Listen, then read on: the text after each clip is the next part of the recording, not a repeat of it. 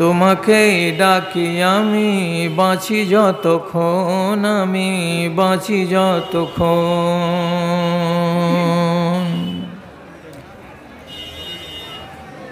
প্রবাহিত নদী নালা কুলু কুলু টানে, তোমাকে ডাকে এরা শুধু মনে প্রাণে, এরা শুধু মনে প্রাণে। আমিও ডাকি যেন তাদেরও মতন, তোমাকেই ডাকি আমি বাঁচি যতক্ষণ, আমি বাঁচি যতক্ষণ। থেকে থেকে শুনি রাতে কত পাখি ডাকে, দুঃখ কি চিনে না তারা বড় সুখে থাকে, তারা বড় সুখে থাকে।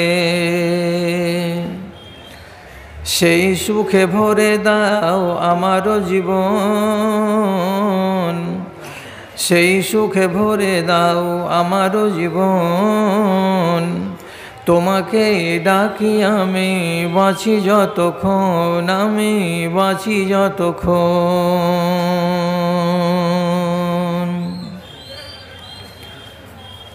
মাননীয় সভাপতি সাহেব, সমবেত এই এলাকার বিভিন্ন প্রান্ত থেকে ছুটে আসা আমার ইসলাম দরদি ভাই বন্ধুরা তথা মজলিস থেকে অনতি দূরে আড়ালে পর্দার সামনে বসে থাকা অবলা সরলা স্নেহের মা ও বোনেরা, কথা হলো আজকে মাগরিবের পর থেকে নিয়েই একটা আমাদের মগজে আতঙ্ক ছড়িয়ে গেছে যে আজ খুব কঠিন শীত এবং কঠিন ঠান্ডা।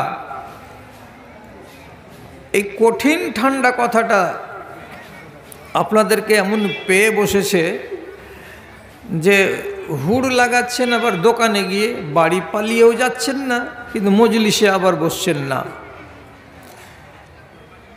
তো ওই রকম যদি আপনাদের মনের আতঙ্ক এখনও থাকে তা আপনারা নিজের ফয়সলা মতে দু চার দিক থেকে আওয়াজ করে আমাকে বলুন যে আমি নিয়াতটা কতক্ষণের বাঁধব, যে আমাকে বয়ান রাখতে হবে আপনাদের সামনে আধ ঘন্টা, 45 মিনিট, 1 ঘন্টা, 1.5 ঘন্টা।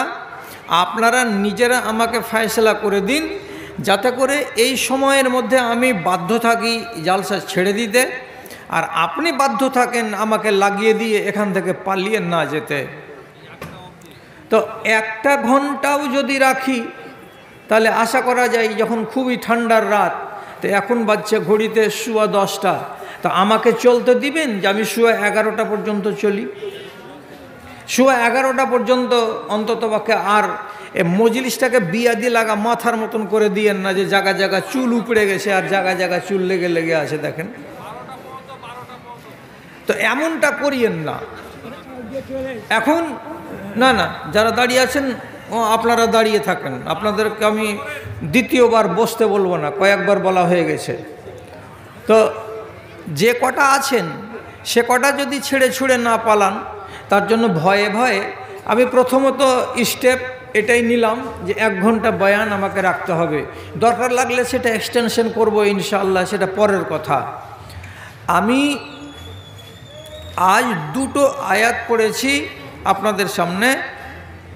তো কোরআন মাজিদে কাফিরের নামে আয়াত আছে, কোরআন মাজিদে মুমিনিনদের নামে আয়াত আছে, কোরআন মাজিদের ভেতরে জীব জানোয়ার এদের নামে আয়াত আছে, সমুদ্র নদী নালা পাহাড় পর্বত এদের জন্য আয়াত আছে। তো যে 2টো আয়াত আজকে প্রথমে আমি পড়লাম, আয়াত 2টো পাক্কা বেদিনদের জন্য, পাক্কা কাফেরদের জন্য, মুমিনিনদের জন্য এই 2টো আয়াত নয় যে 2টো আমি পড়ে আমার খুতবার পরে পড়ে আমি ওয়াজ আরম্ভ করতে যাচ্ছি। আপনি আমাকে মনে মনেই জিজ্ঞেস করুন যে আমরা বসে আছি সব নমাজি লোক, আর আমরা এত বড় মাদ্রাসার গ্রাউন্ডে বসে আছি, মাদ্রাসা খুলে রেখেছি আমাদের দিনের স্মৃতি, আর তারপরেও কি জন্য তুমি আমাদের সামনে কাফেরদের নামে যেগুলো আয়াত আছে সেগুলো বাছাই করলে এর মানেটা কি? উদ্দেশ্যটা হলো এই যে মুসলমানদের যেগুলো আদি সেগুলো কারা?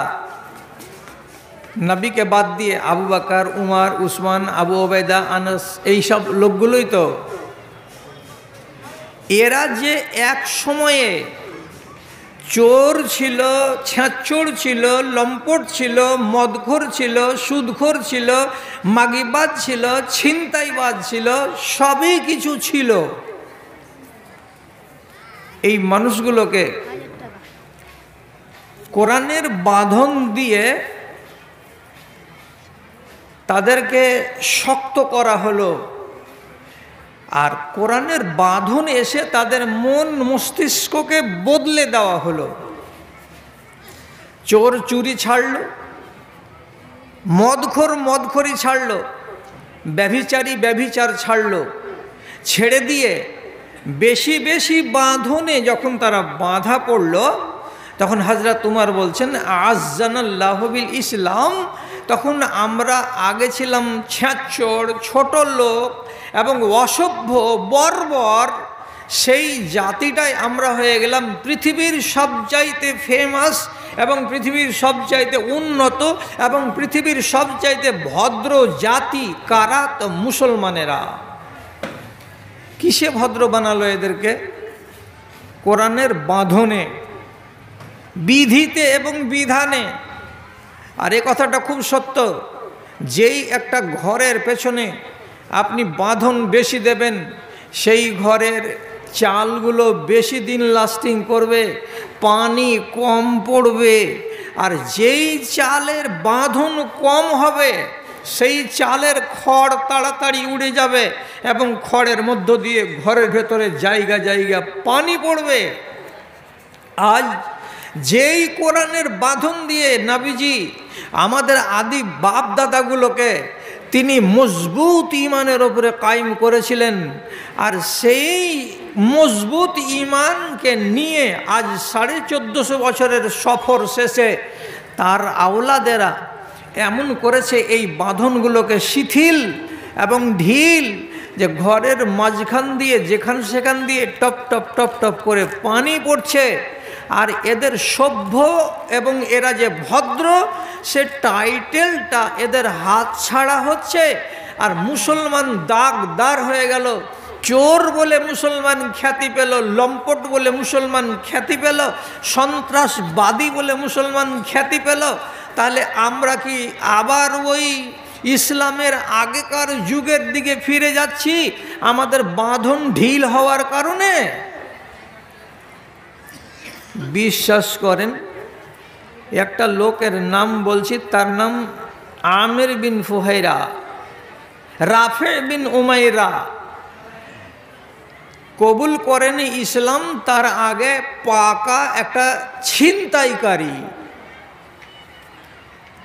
কোরআন একে এমন করে বদলালো, এত করে বদলালো যে রাসূলের ইন্তেকালের 3-4 বছর পরে মাওতার যুদ্ধের দিন মুসলমানদের মিলিটারি 40,000 আর রোমদের মিলিটারি 140,000, এইরকম মুখামুখি মোকাবেলা হবে। তখন খালিদ বিন ওয়ালিদ বললেন, আল্লাহর মদদ না হলে জয় সম্ভব নয়। শুধু সামনাসামনি বুকোবুকি লড়াই করে 40,000 মানুষ 1,40,000-কে কোনোদিন পেরে উঠবে না। অতএব আল্লাহর মদদকে আল্লাহর কাছ থেকে চেয়ে আসমান থেকে জমিনে নামিয়ে আনতে হবে। কি করে নামাবে? 10 জন লোক বাছাই করলেন যে কালকে যুদ্ধ শুরু হবে, আর আজ রাতের বেলায় এই 10 জন লোক তোমরা ঘুমাবে না। কি করবে তোমরা?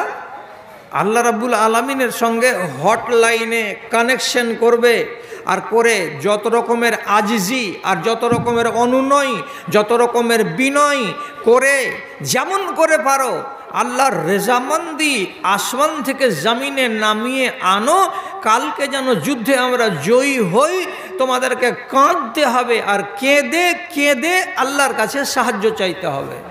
কজন লোক? 10 জন লোক।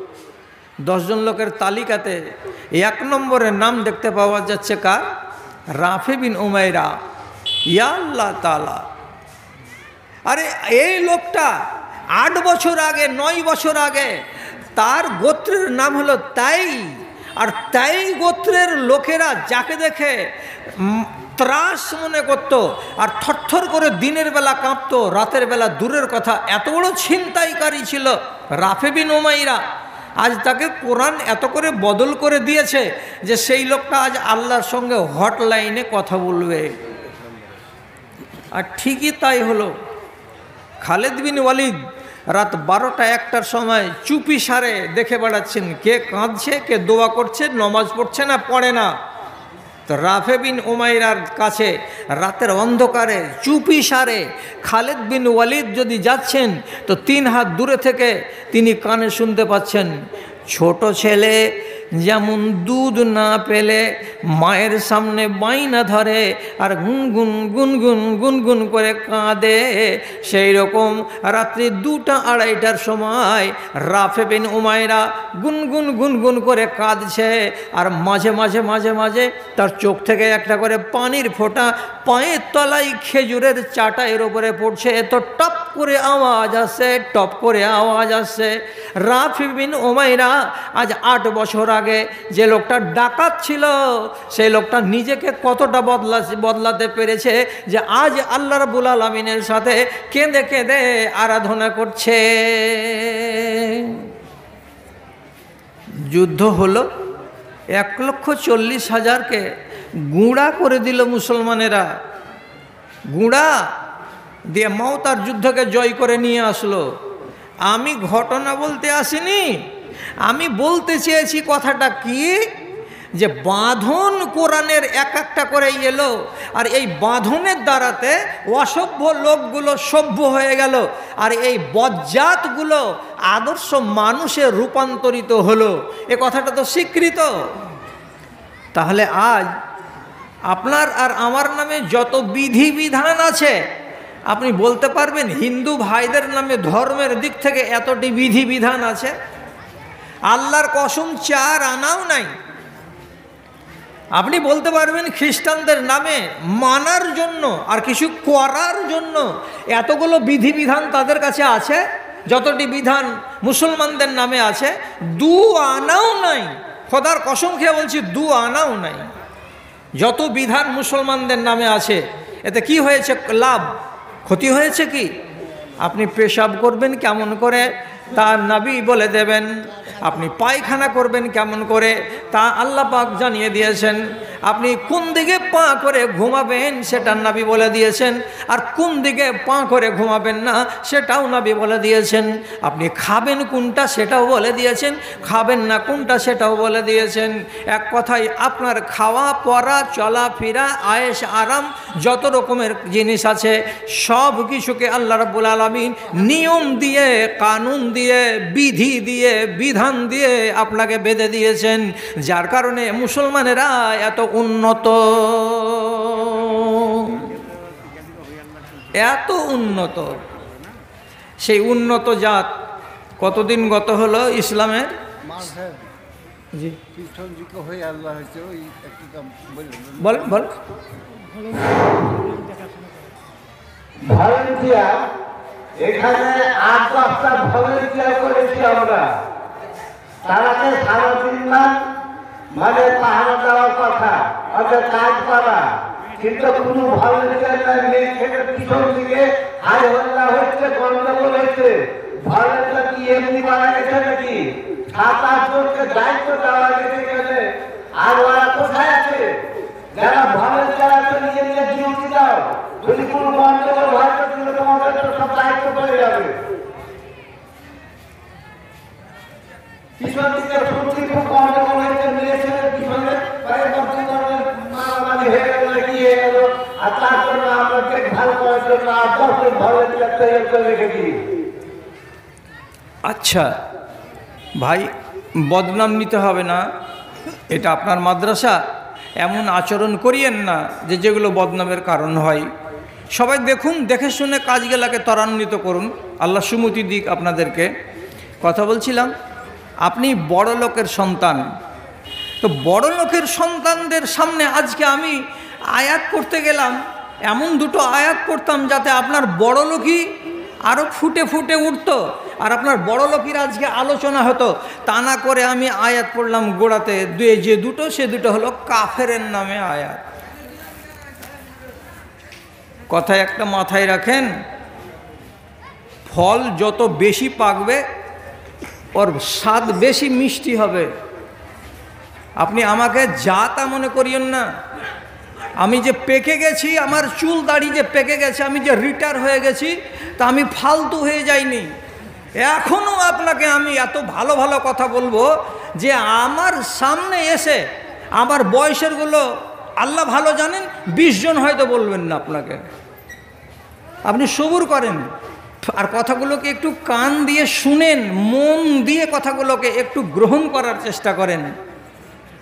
কেন বললাম আমি কাফেরের নামে আয়াত? কি আয়াত, তার মানে কি? একটা তর্জমা করছি।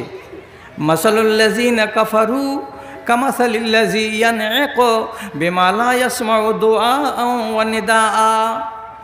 আল্লাহ পাক বলছেন কাফেরগুলো কেমন, যেমন একটা ছেলে রাখাল হয়ে 200টা গরু আর 100টা ছাগল নিয়ে ময়দানে গেছে। এবার একটা ছাগল এখান থেকে 3-4 বিঘা দূরে ফাঁকা জায়গাকে ছেড়ে দিয়ে সর্দারজির জমির দিকে চলে যাচ্ছে তার ফসলে মুখ লাগাবার জন্য। তখন রাখাল এখান থেকে কি করছে, ওই ছাগলটার হুলিয়া বয়ান করে বলছে, ছাগলটা কালো রঙের ধরে নেন, তো বলছে, এই এই কালি, তুই ঘুরলি ওদিক থেকে। এখানে আছে রাখাল, আরে 4 বিঘা দূরে আছে কে? ওই ছাগল চলে যাচ্ছে বাম দিকে ক্ষেতের দিকে, এখান থেকে চিৎকার করছে। তো ছাগলটা চিৎকারটা শুনতে পেল কি পেল না আপনি কি বুঝবেন? ছাগল কিন্তু এর দিকে এই দিক মুখ করেও দেখে না, ও হাঁটতে হাঁটতে হাঁটতে হাঁটতে গমের জমিতে মুখ লাগিয়েই দিয়েছে। আর এখান থেকে তখনই দৌড়ে দৌড়ে লাঠি হাতে করে যাচ্ছে। সুযোগ যদি পেলে তো 1 লাঠি গায়ে মারলো, আর না তো মালিককে দেখে চটপট ওখান থেকে পালিয়ে গেল। এমনি গরুর হালাত আর এমনি উটের হালাত। বেশি যদি কি হয়ে যায়, গবাদি পশুকে নিয়ে একটা লোক রাখালি করে, তো তাহলে ওকে ঘেরতে হবে এই রকম করে। তো মুখের ভাষা দিয়ে যেমন কোনো পশুকে ঘিরে আনা যায় না, শুধু বোকার মতন এই এই করা হয়, হেই ঘুর ঘুর ঘুর ঘুর করা হয়, আর কাজের বেলা কিছু হয় না। তেমনি হলো এই মুশরিকের দলেরা, এদের সামনে জান্নাতের কথা বলো, জাহান্নামের কথা বলো, পুলসেরাতের কথা বলো, কবরের কথা বলো, হাসরের কথা বলো, কোনো কিছুতেই কিছু হবে না। সোজা অঙ্ক মিলল কার সাথে? ছাগলের সাথে। রাখালটা যেমন হেই হেই হেই হেই করে যায়, পশুগুলো তার হেই হে পাত্তা দেয় না, ঠিক এইরকম বেদিনের বাচ্চারা, এদের সামনে যত যুক্তি দিয়ে কথা বলা যায়, এরা আমাদের কথাই পাত্তা দেয় না। চলনটা কার? কাফেরের। আরেকটা আয়াত পড়েছিলাম কি, সাওয়াউন আলাইহিম আনজারতাহুম আম লাম তুনজিরহুম লা ইউমিনুন। হে আল্লাহ পাকের নবী, আপনি এদের সামনে যত ভয়ের কথা বলেন আর যত ডরের কথা বলেন, যত দোজকের কথা বলেন আর যত জান্নাতের কথা বলেন, সাওয়াউন আলাইহিম বলেন আর না বলেন দুটোই বরাবর। লা ইউমিনুন, এরা মানবে না, এরা শুনবে না, এরা বিশ্বাস করবে না। এরা হলো এমনই জাতের জাত। তাহলে বললেও আর না বললেও কিছুতেই এরা কিন্তু মানবে না, ঈমান আনবে না, এরা এমনই বজ্জাত। তাহলে এইটা এক আয়াত, ওইটা আর এক আয়াত, দুটোই কাফিরদের জন্য আলোচনা হয়েছে কোরআন মাজিদে এই আয়াত। আমি কেন এই কথাটা বলতে গেছি তার একটি মাত্র কারণ হলো, কাফেরদের আজ 1450 বছর আগে যে স্বভাব ছিল আমার জাত ভাইদের ভিতরে সেই স্বভাব বিদ্যমান। এই জন্য এদের চরিত্রের সাথে ওদের চরিত্রের তালমিল লেগে গেছে বলে দুঃখের জ্বালাতে এই আয়াতগুলো পড়েছি। ওরা যেমন মানেনি, আর রাসূল বলেছেন কি যে গরুকে যেমন করে ডাকে, ছাগলকে যেমন করে ডাকে, তোমার ডাকাই হলো। গরু কথা শুনলো না, ছাগল কথা শুনলো না, তেমনি এরাও কথা শুনছে না।